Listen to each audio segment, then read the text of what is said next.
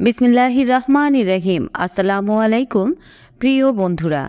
হজরত মোহাম্মদ সাল্লাল্লাহু আলাইহি ওয়াসাল্লামকে নিয়ে প্রথম আসমানে পদার্পণ করলেন। হজরত জিবরাইল আলাইহিসসালাম যখন প্রথম আসমানে গিয়েছিলেন তখন তার দ্বাররক্ষী ফেরেশতাদের পক্ষ থেকে জিজ্ঞাসা করা হলো, কে? উত্তরে বলা হলো জিবরাইল। পুনরায় প্রশ্ন করা হলো, আপনার সাথে কে? জিবরাইল আলাইহিসসালাম বললেন, হজরত মোহাম্মদ সাল্লাল্লাহু আলাইহি ওয়াসাল্লাম। আবার জিজ্ঞাসা করা হলো, তার নিকট আল্লাহর ওহী প্রেরণ হয়েছে কি? হজরত জিবরাইল আলাইহিসসালাম বললেন, হ্যাঁ।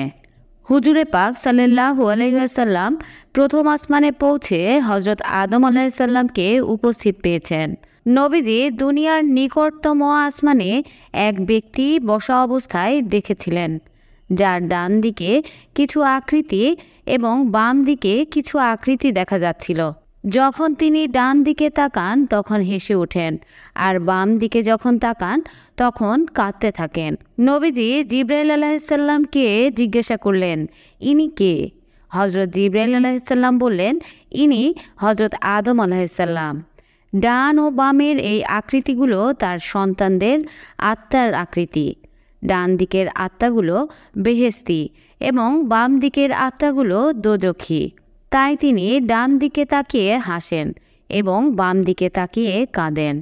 মিশকাত, বুখারী ও মুসলিম শরীফ। হজরত জিবরাইল আলাইহিসসালাম বললেন, ইনি আপনার পিতা আদম, তাকে সালাম করুন। আমি তাকে সালাম করলাম। তিনি আমার সালামের জবাব দিলেন এবং মহৎ সন্তান ও নবী বলে মারহাব্বা দিলেন এবং ধন্যবাদ জানালেন। বুখারী শরীফের হাদিসে এও রয়েছে যে হুজুরে পাক সাল্লাল্লাহু আলাইহি ওয়াসাল্লাম দুনিয়ার নিকটবর্তী আসমানে নীল ও ফোরাত নদীদ্বয় দর্শন করেছেন। এই হাদিসের বর্ণনায় আরও জানা যায়, হুজুরে পাক সাল্লাল্লাহু আলাইহি ওয়াসাল্লামের নিকটতম দুনিয়ার আসমানে অপর একটি পানির নালা দেখতে পেয়েছেন, যার দুপাশে মণিমুক্তা ও জবরদস্ত পাহাড়ের গৃহ ছিল, তাই কাউসার নামীয় নালা। রাসূলুল্লাহ সাল্লাল্লাহু আলাইহি ওয়াসাল্লাম বলেন, অতঃপর হযরত জিবরাইল আলাইহিসসালাম বোরাকে আমাকে সামনে রেখে আরোহণ করে দ্বিতীয় আসমান পর্যন্ত পৌঁছালেন। সেখানে পৌঁছানোর পর দ্বাররক্ষী জিজ্ঞাসা করলেন, কে? হযরত জিবরাইল আলাইহিসসালাম বললেন, আমি জিবরাইল। আবার জিজ্ঞাসা করলেন, আপনার সাথে তিনি কে? হযরত জিবরাইল আলাইহিসসালাম বললেন, হযরত মুহাম্মদ সাল্লাল্লাহু আলাইহি ওয়াসাল্লাম। পুনরায় প্রশ্ন করা হলো, তার নিকট নবুয়ত বা মিরাজের ওহী এসেছে কি? হযরত জিবরাইল আলাইহিসসালাম বললেন, হ্যাঁ। ফেরেশতারা এই কথা শ্রবণ করে মারহাবা, ধন্যবাদ বলে আপনাকে স্বাগতম, আপনার আগমন অত্যাধিক শুভ হয়েছে, আপনি উত্তম আগন্তুক হিসেবে তাশরিফ এনেছেন বলে দরজা খুলে দিলেন। বিশ্বনবী হুজুরে পাক সাল্লাল্লাহু আলাইহি ওয়াসাল্লাম বলেন, আমি যখন দ্বিতীয় আসমানে পৌঁছালাম তখন সেখানে হজরত ইয়াহিয়া ও ঈসা আলাইহিসসালামকে উপস্থিত পেয়েছি। তারা উভয়ই পরস্পর খালাতো ভাই ছিলেন। এই সময় হজরত জিবরাইল আলাইহিসসালাম আমাকে বললেন, ইনি হজরত ইয়াহিয়া আলাইহিসসালাম আর ইনি হজরত ঈসা আলাইহিসসালাম। আপনি তাদেরকে সালাম করুন। তিনি তাদেরকে সালাম দিলেন। তারাও জবাব দিলেন এবং উত্তম ভাই ও মহানবী বলে মারহাব্বা দিলেন। হুজুরে পাক সাল্লাল্লাহু আলাইহি ওয়াসাল্লাম বললেন, এরপর হযরত জিবরাইল আলাইহিসসালাম আমাকে নিয়ে তৃতীয় আসমানে উঠে দরজা খুলতে বললেন। জিজ্ঞাসা করা হলো, কে? বলা হলো, আমি জিবরাইল। পুনরায় জিজ্ঞাসা করা হলো, আপনার সাথে উনি কে? হযরত জিবরাইল আলাইহিসসালাম বললেন, ইনি হযরত মুহাম্মদ সাল্লাল্লাহু আলাইহি ওয়াসাল্লাম। আবার জিজ্ঞাসা করা হলো, তার নিকট মেরাজের ওহী অবতীর্ণ হয়েছে কি? হযরত জিবরাইল আলাইহিসসালাম বললেন, হ্যাঁ।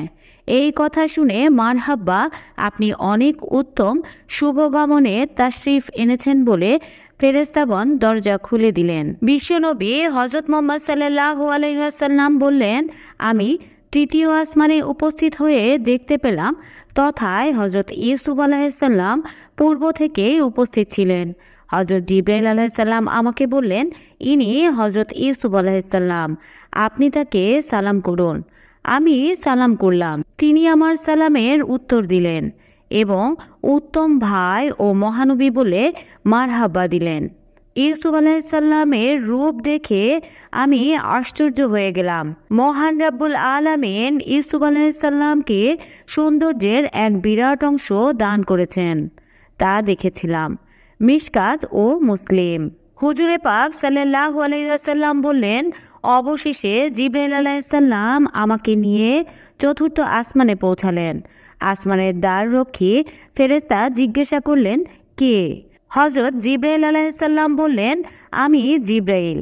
আবার জিজ্ঞাসা করা হলো, আপনার সাথে উনি কে? তিনি বললেন, হযরত মুহাম্মদ সাল্লাল্লাহু আলাইহি ওয়াসাল্লাম। পুনরায় প্রশ্ন করা হলো, তার প্রতি আল্লাহর ওহী অবতীর্ণ হয়েছে কি?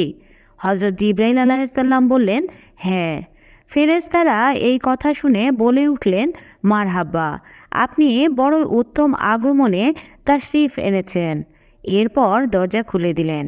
রাসূলুল্লাহ সাল্লাল্লাহু আলাইহি ওয়াসাল্লাম বললেন, আমি চতুর্থ আসমানে পৌঁছে হযরত ইদ্রিস আলাইহিসসালামকে উপস্থিত পেলাম। হযরত জিবরাইল আলাইহিসসালাম আমাকে বললেন, ইনি ইদ্রিস আলাইহিসসালাম, আপনি তাকে সালাম করুন। তিনি তাকে সালাম দিলেন। হযরত ইদ্রিস আলাইহিসসালাম সালামের উত্তর দিয়ে বললেন, উত্তম ভাই ও মহানবীর জন্য মারহাবা। বিশ্বনবী রাসূলুল্লাহ সাল্লাল্লাহু আলাইহি ওয়াসাল্লাম বললেন, অতঃপর আমাকে সামনে নিয়ে হযরত জিবরাইল আলাইহিসসালাম পঞ্চম আসমানে গিয়ে পৌঁছালেন। জিজ্ঞাসা করা হলো, কে? বলা হলো, জিবরাইল।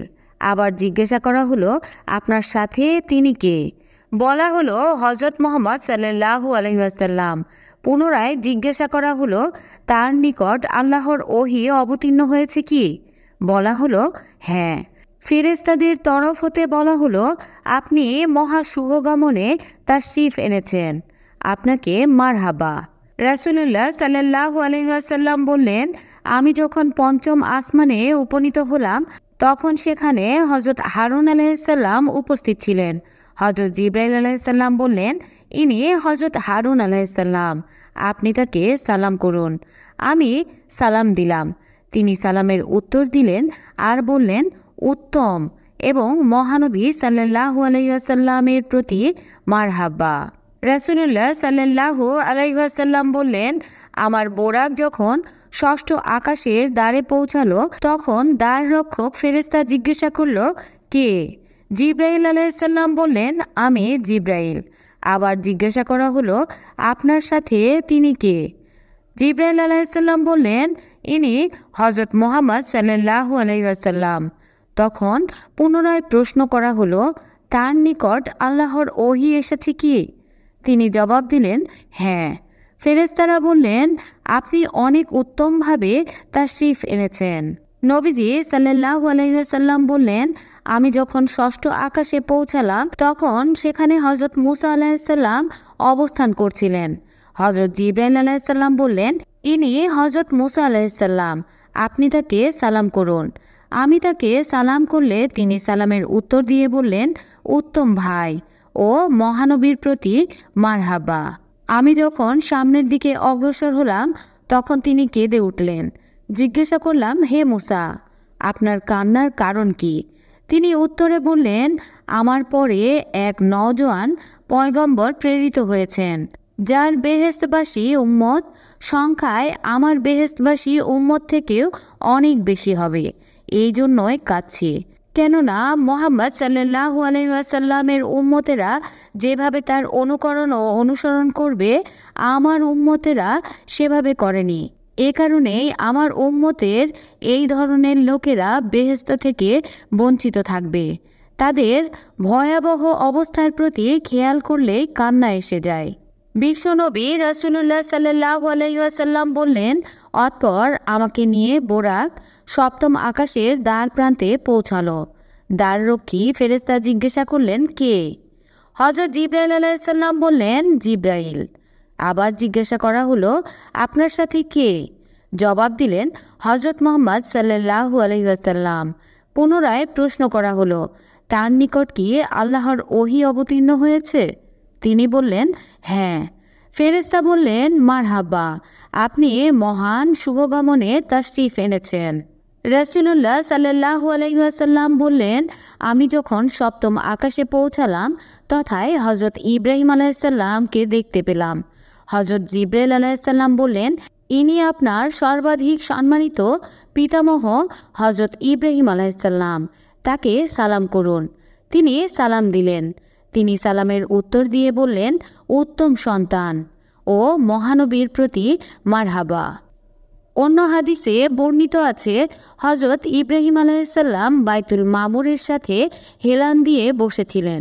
বাইতুল মামুরে প্রত্যহ ৭০,০০০ ফেরেশতা প্রবেশ করে থাকে, কিন্তু আর ফিরে আসে না। অর্থাৎ প্রত্যহ নতুনভাবে ৭০,০০০ ফেরেশতা প্রবেশ করে। মিশকাত ও মুসলিম। বাইতুল মামুর হলো ফেরেশতাদের কাবা, যেমন বাইতুল্লাহ হলো আমাদের কাবা। বাইতুল মামুর সপ্ত আসমানে অবস্থিত। এই ঘর খালি লাল ইয়াকুত দ্বারা তৈরি। ফেরেশতারা সর্বদাই এই ঘর তওয়াফ করে থাকে। এই ঘরখানা বিশেষ সম্মানিত ও মর্যাদাবান। রাসূলুল্লাহ সাল্লাল্লাহু আলাইহি ওয়াসাল্লাম আরও বললেন, হযরত জিবরাইল আলাইহিসসালাম যখন আমাকে সপ্তম আসমানে বাইতুল মামুরের নিকট নিয়ে গেলেন, সেখানে মহান আল্লাহর ফেরেশতাদের মধ্য হতে এমন এক বিশেষ ফেরেশতা পাঠানো হলো, যার সম্পর্কে জিবরাইল আলাইহিসসালাম কসম খেয়ে বললেন, হে আল্লাহর নবী, আমি এই ধরনের নুরানি ও শান শওকতের অধিকারী ফেরেশতা আর কখনোই দেখিনি। আজ কেবল আপনার খাতিরে আলমে বালা হতে এই সম্মানিত নুরানি ফেরেশতা পাঠানো হয়েছে। ওই নুরানি ফেরেশতা আলমে বালা থেকে আগমন করার পর এক বিশেষ স্থানে এসে দণ্ডায়মান হলো। তারপর এমন মধুর সুরে তিনি আজান দেয়া শুরু করলেন, যার মধুর আওয়াজ শুরু হওয়ার সাথে সাথে সপ্তম আসমান যেন প্রকম্পিত হতে লাগলো। রাসূলুল্লাহ সাল্লাল্লাহু আলাইহি ওয়াসাল্লাম বললেন, বাইতুল মামুরের লাল রঙের ইয়াকুতের দেয়ালের সাথে স্বর্ণের জান্নাতের স্বর্ণের কুরসিতে একজন নুরানি বুজুর্গ ব্যক্তিকে উপবিষ্ট দেখতে পেলাম। তার সম্মুখে অন্য একটি স্বর্ণের কুরসিতে একজন নুরানি বুজুর্গ বৃদ্ধাকেও দেখতে পেলাম। তাদের উত্তরে বহুদূর পর্যন্ত বেহেশতের বিস্তীর্ণ বাগবাগিচা, আর ওই বাগবাগিচায় অসংখ্য ছোট ছোট শিশুরা খেলাধুলা করছে। এমন সময় হঠাৎ তিনি দেখতে পেলেন ওই ছোট শিশুদের একজন খেলতে খেলতে ছুটে আসছে, আর ওই স্বর্ণের কুরসিতে উপবিষ্ট বুজুর্গ বৃদ্ধর কাছে এসে তাকে খোঁচা মারছে। আর উক্ত বৃদ্ধ তাকে আদর করে কোলে উঠিয়ে নেয়। তারপর সে চলে যায়। এমনইভাবে অন্য এক শিশু এসে বৃদ্ধা মহিলাকে খোঁচা দিলে তিনিও তাকে কোলে উঠিয়ে আদর করে ছেড়ে দেন। এই দৃশ্য দেখে রাসূলুল্লাহ সাল্লাল্লাহু আলাইহি ওয়াসাল্লাম হযরত জিবরাইল আলাইহিসসালামকে জিজ্ঞাসা করলেন, ভাই জিবরাইল, স্বর্ণের কুরসিতে উপবেশনকারী নুরানি বৃদ্ধ আর বৃদ্ধা কে? আর ওই ছোট ছোট শিশুরাই বা কারা? আর এই স্থানটি কোন স্থান? জবাবে হযরত জিবরাইল আলাইহিসসালাম বললেন, হে আল্লাহর রাসূল, প্রথম স্বর্ণের কুরসিতে যে বৃদ্ধ উপবিষ্ট দেখতে পাচ্ছেন তিনি হলো হযরত ইব্রাহিম আলাইহিসসালাম। আর তার সম্মুখে দ্বিতীয় কুরসিতে যেই নুরানি মহিলাকে আপনি দেখতে পাচ্ছেন তিনি হলো বিবি সারা আলাইহিসসালাম। আর যে ছোট ছোট শিশুদেরকে খেলাধুলা করতে দেখছেন তারা হলো মুসলমানদের ওই সব ছোট ছোট শিশু যারা বালেগ হওয়ার পূর্বেই মারা গিয়েছিল। আর আপনি যাদেরকে খেলাধুলা করতে দেখছেন তাদের মধ্যে কেউ যখন তার পিতা অথবা মাতার সাথে দেখা করার ইচ্ছা করে তখন সে দৌড়ে এসে এই বৃদ্ধ ও বৃদ্ধার সাথে দেখা করে। আর উক্ত মহান আল্লাহ উক্ত বৃদ্ধ অথবা বৃদ্ধাকে পিতা অথবা মাতার সুরতে তাদেরকে দেখিয়ে দেন, আর তাই তারা তাদেরকে আদর যত্ন করে ছেড়ে দেন। অর্থাৎ মহান আল্লাহ পাক ওই ছোট শিশুদেরকে সন্তুষ্ট রাখার মানুষে হযরত ইব্রাহিম খলিলুল্লাহ আলাইহিসসালামকে তাদের পিতার সুরতে এবং হযরত বিবি সারা আলাইহিসসালামকে তাদের মাতার সুরতে তাদেরকে সান্ত্বনা দেওয়ার এবং আদর যত্ন করার ব্যবস্থা করেছেন। রাসূলুল্লাহ সাল্লাল্লাহু আলাইহি ওয়াসাল্লাম বললেন, প্রথম আসমান হতে সপ্ত আসমান পর্যন্ত মহান আল্লাহর কুদরতের যত নিদর্শনাবলী দেখানোর প্রয়োজন ছিল তা আমাকে দেখানো হলো। অতঃপর সপ্ত আসমানের উপর সিদরাতুল মুনতাহার দিকে হযরত জিবরাইল আলাইহিসসালাম আমাকে নিয়ে গেলেন এবং আমার সামনে একটি নুরানি বাহন অর্থাৎ সবুজ রঙের নুরানি সিংহাসন পেশ করা হলো। তখন আমি ওতে আরোহণ করলাম এবং সাথে সাথে তা সপ্ত আসমান হতে সিদরাতুল মুনতাহার দিকে চলল এবং অতি অল্প সময়ের মধ্যেই 500 বছরের রাস্তা অতিক্রম করে নুরানি বাহন তথায় গিয়ে পৌঁছালো। পথিমধ্যে রং বেরঙের এবং বিভিন্ন সুরতের ফেরেশতা দৃষ্টিগোচর হলো। এমনকি অনেক ভীতিপূর্ণ ও মর্যাদাপূর্ণ স্থানও দেখতে পেলাম। রাসূল করিম সাল্লাল্লাহু আলাইহি ওয়াসাল্লাম বললেন, আমি যখন সিদরাতুল মুনতাহাতে গিয়ে পৌঁছালাম তখন আমাকে দেখানো হলো সিদরা, মহান আল্লাহর এক আজীব সৃষ্টি কৌশল এবং রহমতের একটি নিদর্শন, যা দেখতে একটি কুল গাছের ন্যায়। এই গাছের শেকড়ের ডালাতে পত্র পল্লবে সর্বদা নুরানি ফেরেশতাদের একটি কোলাহল এবং মহান আল্লাহর তাজ্জালির একটি বিকাশস্থল। সিদরা বলা হয় কুল অথবা বরই, আর মুনতাহা অর্থ শেষ সীমানা। রাসূলুল্লাহ সাল্লাল্লাহু আলাইহি ওয়াসাল্লাম বললেন, সিদরাতুল মুনতাহা পর্যন্ত জিবরাইল আলাইহিসসালামের ঊর্ধ্বগমনের শেষ সীমানা।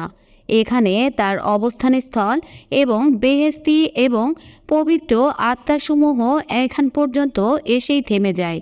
এই নুরানি স্থানটি ওই বরকতময় স্থান যার বিশ্লেষণ হুজুরে পাক সাল্লাল্লাহু আলাইহি ওয়াসাল্লাম নিম্নে বর্ণনা করেছেন।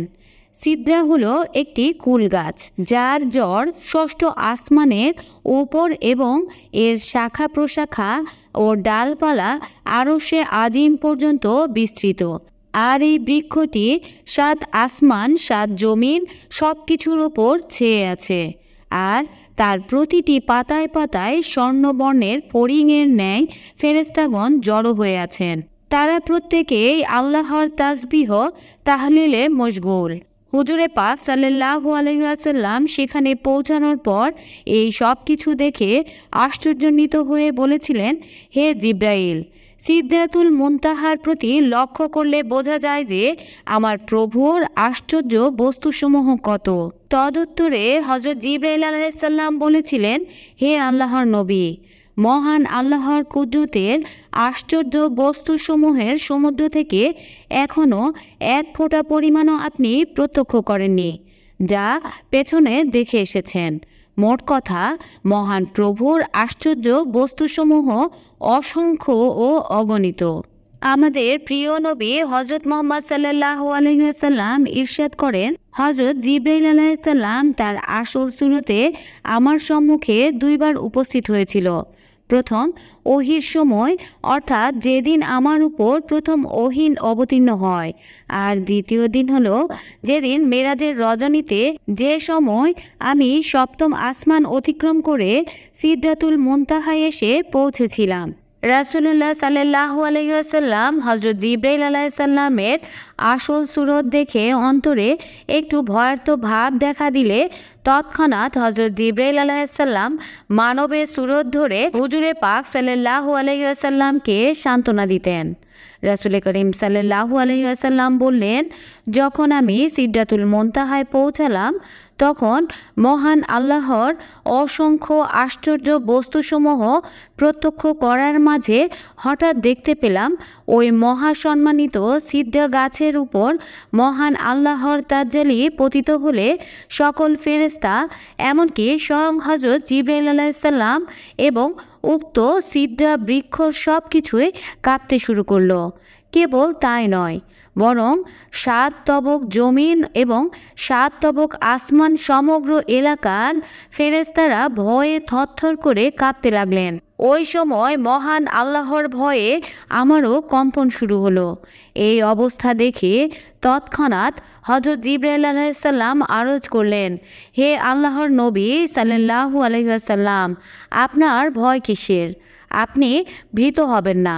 আপনার নাম তো আরশে মুআল্লাতে লেখা রয়েছে।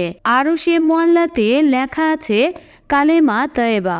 হে আল্লাহর নবী, যার নাম আরশে আজিমে লেখা আছে, নিশ্চয় তিনি আরশে আজিম পর্যন্ত পৌঁছাতে সক্ষম হবেন।